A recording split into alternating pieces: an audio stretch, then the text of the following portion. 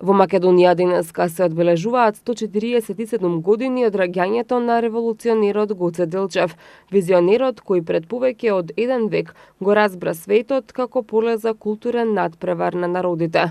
По тој повод, делегација на Советот на град Скопје, составена од председателката на Советот на град Скопје Љубица Јанчева и советниците Јелена Жугич и Петар Шапе, денеска положија цвеќиња на гробот на Гоце Делчев во црквата Свети Спас во Скопје.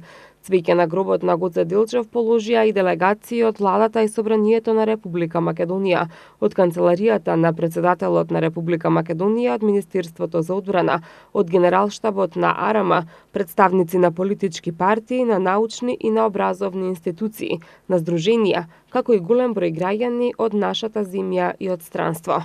Гоце Делчев е роден на 4 февруари 1872 година во Кукуш, во семејството на Султана и Никола. Се школувал во гимназијата во Солун и на Воената академија во Софија. Учителствувал во Штип, а како член на Централниот комитет на ТМРО работел на создавање мрежа на бази, комитети и комитски чети на организацијата. Учествувал на Солунскиот конгрес на ВМРО во 1896, а до 1901 година бил задграничен представник на ВМРО во Софија.